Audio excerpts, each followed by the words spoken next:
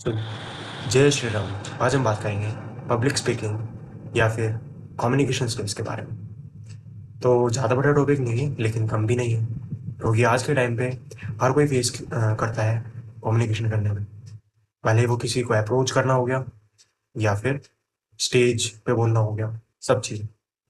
तो ये चीज़ें जितनी भी हैं एक माइंडसेट से जन्म लेती है पहले। मतलब अगर तुम्हारा माइंडसेट, लोगों को देखने का नज़रिया ये यूनिक होगा या फिर यूनिक भी नहीं, तो एक स्टैंडर्ड पे होगा कि जो प्रोटोकॉलियर रूल होता है कि तुम्हें ऐसे बोलना है उस बिहाफ पे। फॉर एग्जांपल, तुम अगर मैथ्स पढ़ रहे हो तो मैथ्स को पढ़ने के लिए फंडामेंटल्स होते हैं।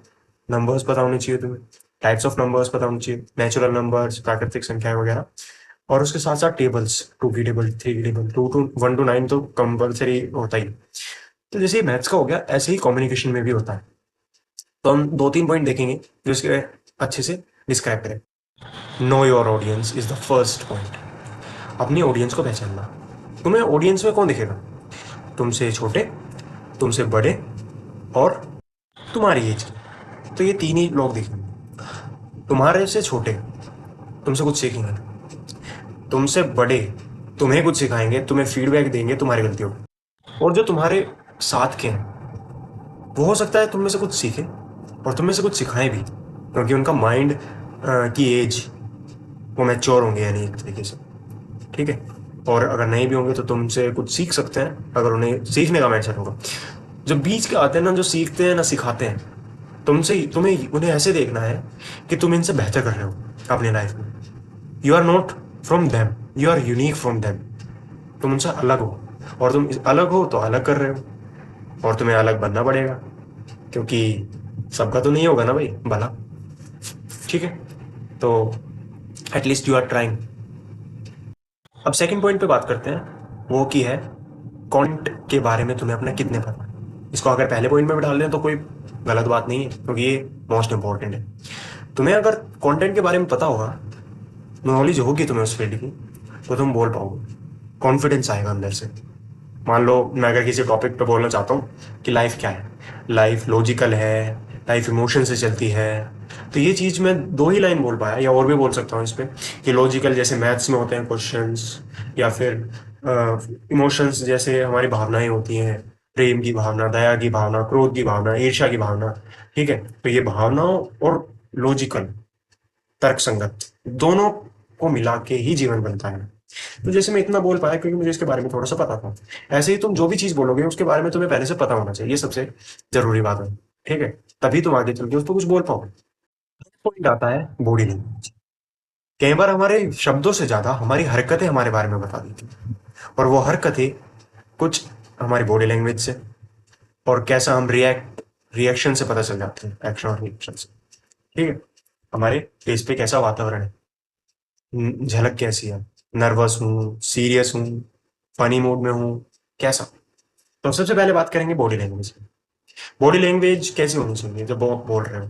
तो सबसे पहले आपको जो बॉडी लैंग्वेज रखनी है, सबसे मेन चीज रखनी है कि तुम्हें स्ट्रेट रहना है, shoulder straight, not the very, मतलब बाहर ज्यादा चेस्ट नहीं होनी चाहिए, नॉर्मल होना चाहिए। ठीक है। नहीं बिल्कुल झुके हुए भी नहीं होना चाहिए। अपनी लाइफ को ऐसे रखो कि जैसे तुम्हारी एज है, तुम अभी यंग हो, तो तुम्हें यंग की तरह बिहेव करना चाहिए। ठीक है। और तुम्हें जब बोलना है तो आंखों में देख के बोलो, या तो अगर आंखों में देखने का कॉन्फिडेंस नहीं है तो माथे पे देख के बोलो, यहाँ पे। और पलक झपकाते रहो। ठीक है। पलक झपकाते रहो, और एक ही बंदे पे मत देखो या एक ही लड़की पे मत देखो, सब पूरी भीड़ में देखो सबको। ठीक है।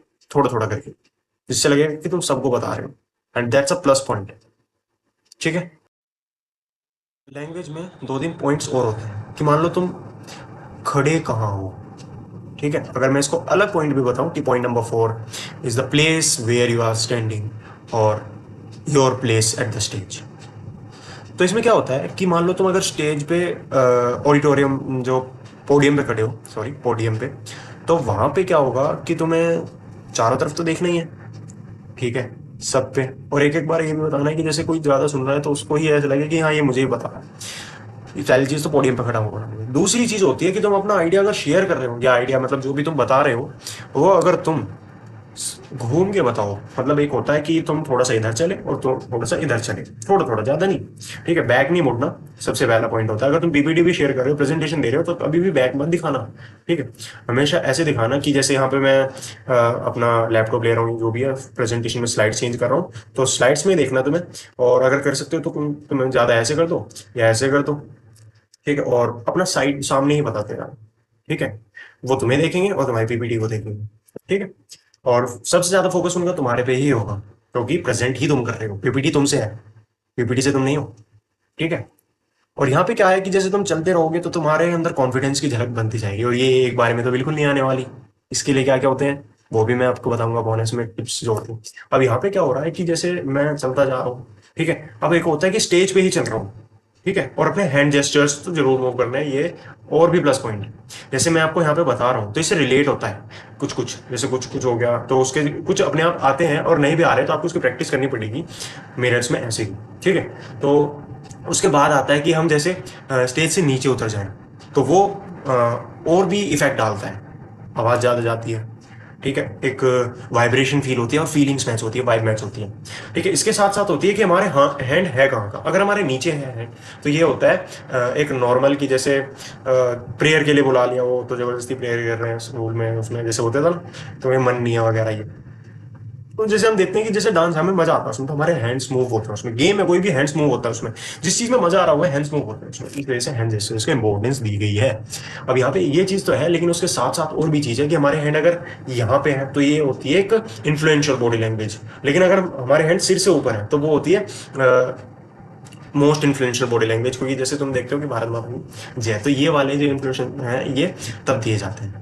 और नॉर्मल जो हैंड जेस्चर्स बेस्ट प्रैक्टिस मानी जाती है according to you as a professional, वो यहीं तक होनी चाहिए, हमारे फेस से नीचे तक, और थोड़े बहुत यहाँ आगे हो जाएंगे जिससे हमें लगेगा कि हमारे फेस से ऊपर ही है, बट होते नहीं है क्योंकि वो सामने चले जाते हैं एक सक्सेस पर। ठीक है, तो इसमें ये था। अब चलते हैं पॉइंट 5 पे, यानी बोनस, कि किसको इस चीज़ को कैसे मास्टर करें। सबसे पहली चीज़ है मिरर टेक्निक। अपने आप को सामने रखे मिरर पे, और तुम समझो तुम्हें कोई भी टॉपिक समझाना है, जैसे तुमने पढ़ा आज फोटोसिंथेसिस टॉपिक, या फिर डिफरेंशिएशन, या फिर नंबर सिस्टम, जो भी टॉपिक तुम्हारी क्लास में जो भी चल रहा है उसी पे अपने आप को समझा दो। रटना नहीं है, जिस दिन समझने वाली फीलिंग आएगी ना, तब जाके कम्युनिकेशन स्किल्स में पहुंचोगे। क्योंकि जिस दिन खुद को समझा दिया उस दिन दूसरों को समझा दोगे, और कम्युनिकेशन स्किल्स में समझाना ही होता है। ठीक है, तो यहाँ पे होता है ये। और प्रैक्टिस तो करनी पड़ेगी, हर टॉपिक प्रैक्टिस करो, कोई एक चीज़ फिक्स कर लो कि जैसे टेल मी अबाउट योरसेल्फ ये क्वेश्चन है, इस चीज़ को चैट जीपीटी वगैरह से लिखवा के पॉइंट्स में, या फिर जैसे तुम्हें अच्छा लगे पैराग्राफ में या पॉइंट्स में, उस चीज़ को रोज़ 5 मिनट दो और प्रैक्टिस करो मिरर के सामने। फिर नेक्स्ट स्टेप तुम कर सकते हो किसी दोस्त वगैरह को बुला लो, वरना मिरर प्रैक्टिस ही तुम्हारे अकेले काम कर देगी। और फिर तुम अप्रोच करना चाहते हो किसी को, ये जो भी चीज़ है वो तुम कर सकते हो बस। ठीक है, तो मोस्ट इंपॉर्टेंट यही चीज़ थी, मिरर प्रैक्टिस। फिर दूसरा आता है इसमें फ्रेंड या दोस्तों से। फिर तीसरी चीज़, जहाँ भी अपॉर्चुनिटी मिले, स्टेज अपॉर्चुनिटी, कुछ स्पीच बोलना है, कुछ भी है, तो वहाँ जाओ, क्योंकि स्टेज फियर खत्म होगा उस चीज़ से तुम्हारा। ठीक है, ये चीज़ें जरूर इंप्लीमेंट करना, आज ही नहीं आगे फ्यूचर में भी ये चीज़ काम आएगी। कहाँ काम आएगी ये तो क्वेश्चन होगा ना। जहाँ भी तुम, जैसे मान लो कुछ इन्फ्लुएंशियल होना है, तुम अगर टीम लीड कर सकते हो, team leader is much more heavy position, बहुत ही हैवी पोजीशन है। अगर तुम टीम लीड कर रहे हो ना, तो तुम टीम लीड कैसे करोगे? तुम्हारे वर्ड्स इन्फ्लुएंस करने चाहिए तुम्हारी टीम को, तुम्हारे पास शब्द भी तो होने चाहिए बोलने के लिए, और वो शब्द कंटेंट से आएगा। तुम वीडियो को दोबारा देख लेना अगर समझ नहीं आ रही है, वीडियो में एवरी सिंगल पॉइंट कवर करने की कोशिश की गई है। और कुछ भी डाउट रहता है तो comment box is open for you all. ठीक है, तो मिलते हैं फिर इसी के साथ। जय श्री